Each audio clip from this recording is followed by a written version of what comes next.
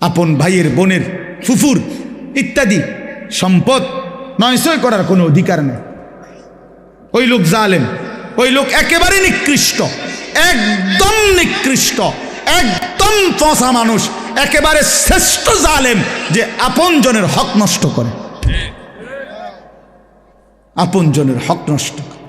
আপন বোন সম্পত্তি চাইছে, বাবার পৈতৃক ওয়ারিস সম্পত্তি নিবাগা, বইন বাগি না আর আইতা না, আর আইতা না, আর খাইতা না আমগো ভাই, একবারে বুঝ করে নিগেবা নাকি? সারা জীবন বড় করলাম, ভাই হিসাবে আদর করলাম, বিয়ে শাদি দিলাম, অনার বাইছেন না জালেম। এই ডাকাত কি কইল? বেটা তো বোনের ব্যাপার বল, তো বেটা ডাকাত, তুমি এটা কি বললা? এটা সে বুঝাইতে চাইল যে এই গ্রামের যেই কোনো মানুষ আমার বাড়িতে ভাত খাইতে হইলে খাইতে পারবে এমনি, কিন্তু আপন বোন আর বাগিনা তারা যদি আমার বাড়ির দুগা ভাত খাইতে হয় জমি দিয়া খাইতে হইব। কথা বোঝেন নাই? জমি নিতে না তোমরা, তোমরা না আইবা পরে ভাত খাইবা? কত বড় নিকৃষ্ট জালেম বেটা! তোর গ্রামের কত মানুষ তোর ঘরে খায়, কই তারা তোরে জমি দিয়া খাইছে? তো তুমি আপন বোনের বেলায় এটা কইলা কেন? আপন বোনের বেলায় এটা বললা কেন? আপন বোনের হক দিলা না কেন? কার জন্য আটকাইলা? ওই ছেলে মেয়ের জন্য? ওরা তোমারে মনে রাখবে? এই সম্পত্তি তোমার থাকবে? তো কি বাবা, কি ফায়দা হইল বলেন? বলেন, এক বিগত জায়গা ছেড়ে দিলে আপন ভাইয়ের বাড়ির রাস্তাটা হয়ে যায় না? দিত না? এই গাছ কান কাটতে লাইলে এনদে রাস্তাটা আইসা পড়ে না? দিত না? কেন? অসুবিধা কি? মনে করেন আমনে রে, সে তো আমার ভাই, আল্লাহর জন্য দুনিয়া একটু ছেড়ে দিলে কি হয়? দুনিয়া এমনিই ছাড়তে হবে না? কথা বলেন না কেন? আপনিও থাকবেন না, দুনিয়াও থাকবে না। এটা সত্য কিনা বলেন? একদিন আমিও থাকবো না, একদিন এই পৃথিবীও থাকবে না। কাল্লা ইদা দুক্কাতিল আরদু দাক্কাং দাক্কা, আল্লাহ বলে সাবধান বান্দা, মনে রেখো আমি কিন্তু এই জমিন পাথরের মতো চূর্ণ বিচূর্ণ করে ফেলব, পাউডার বানায় ফেলব। তো কেন তুমি এই কামরা কামড়িটা করলা? কেন হক দিলা না? কেন আমনের ক্ষমতা দেখাইলেন? দলিলের মার ফেস আমনে বুঝেন, অথবা টেয়া দিয়া পয়সা দিয়া হদ্দার মাতব্বরের কইয়া বাটপারি করে আমনে নিয়ে নিলেন আর এই 2 শতক। তো কি বেশি কি নিলেন? 2 শতকের জন্য অনন্তকালের আখেরাত বরবাদ করে দিলেন। 5 শতক জমির লেগা 10 দুনিয়া বরাবর জান্নাত ত্যাগ করে দিলেন। আস্তাগফিরুল্লাহ! কি করলেন? কি করলেন? এই জন্য বাবা, কোনোভাবেই আপনজনের হক, এটা বান্দার হক।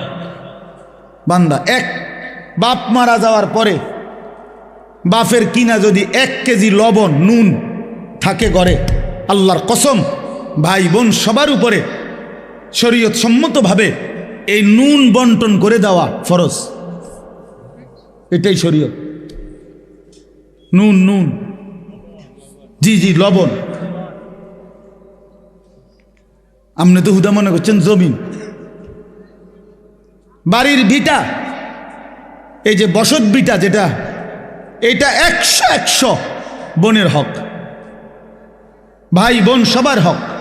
যেই জালেমরা আপন বোনকে বসত ভিটার থেকে বঞ্চিত করছে, ওরা জালেম, ওদের জন্য জাহান্নাম অপেক্ষা করছে।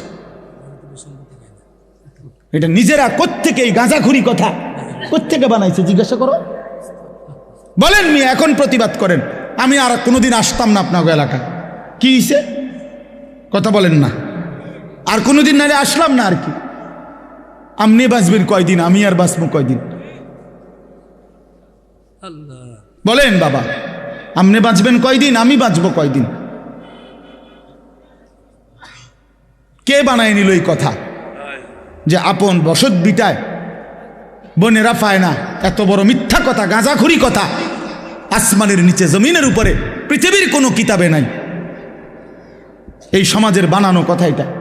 আমি আমার বোনের সম্পত্তি যখন দিছি, এই বসতের কসম আল্লাহর, আমার বোন অবাক। তিন বোন বোনেরা আমার বড় বোন কিতারে কস ভাই, এ কথাতে জীবনে প্রথম শুনলাম। আমি বলি 100 বোন, বাবার এই পৈতৃক যে ভিটা, এখান থেকে আপনারা আপনাদের অংশ নিয়ে যান। আপনি যদি বিশ্বাস না হয়, কারো দরকার আমার বোনের নাম্বার দেই, কালকে ফোন দিয়ে। হ্যাঁ চলেন। খামখেয়ালি মনে করছেন দুনিয়া? আপনিও মরে যাবেন, আমিও মরে যাব, দুনিয়াও থাকবে না, আমিও থাকবো না।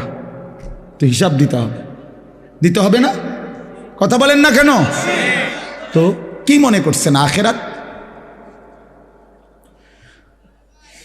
1.25 লক্ষ আম্বিয়া যে আখেরাতের হাসরের ময়দানের ভয়ে কানছে মিয়া, সেই মাঠের নাম হাসরের মাঠ।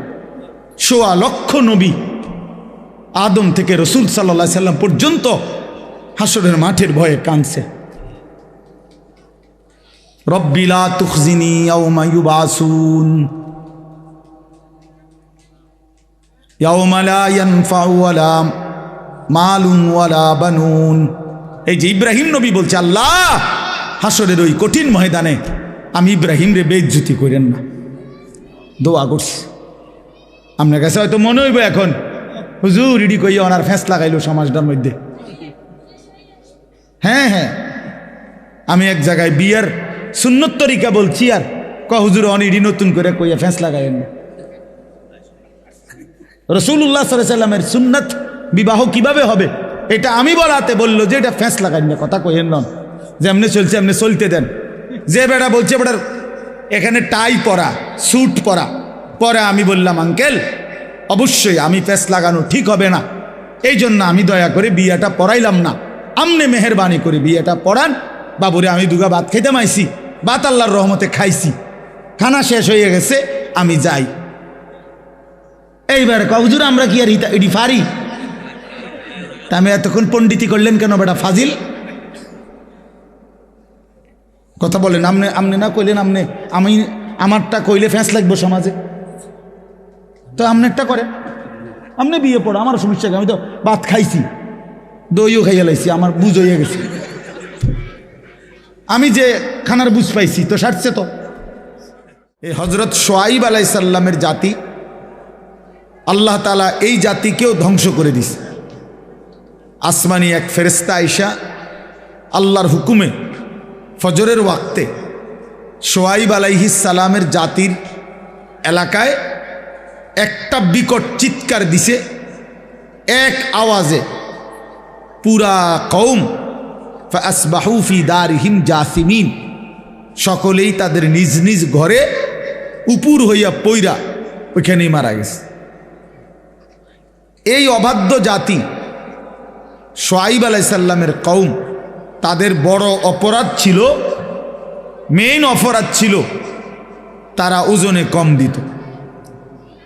কোরআন শরীফে আছে, এই নবীর শোয়াইব আলাইহিস সালাম তাদেরকে শত শতবার, হাজার হাজার বার, লক্ষ লক্ষ বার বলছে, লা তানকুসুল মিকিয়াল, আমার জাতি ওজনে কম দিও না, ওয়া আউফুল কাইলা, তিনি বলছে হে আমার জাতি ওজন পূর্ণ করে দাও, ওজনে কম করো না।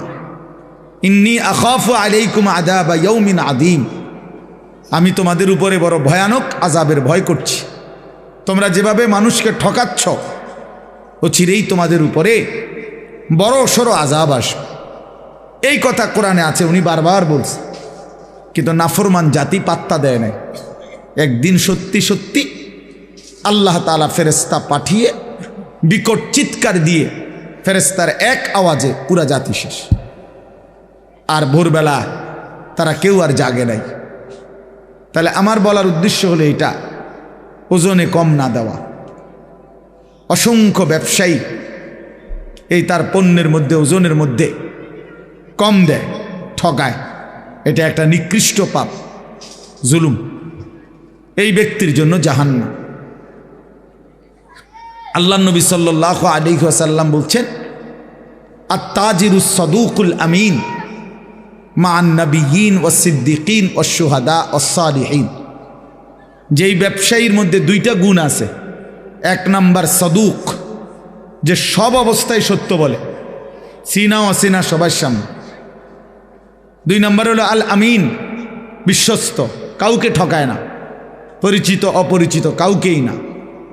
তা আল্লাহ নবী সাল্লাল্লাহু আলাইহি সাল্লাম বলেন, এই দুই গুণের অধিকারী, সর্বদাই সত্য বলে, সর্বদাই বিশ্বস্ত, এই দুই গুণ যেই ব্যবসায়ীর মধ্যে থাকবে, আল্লাহ তাআলা তাকে নবী, সিদ্দিক, শহীদ, আউলিয়াদের সাথে হাসরের ময়দানে উঠাবেন।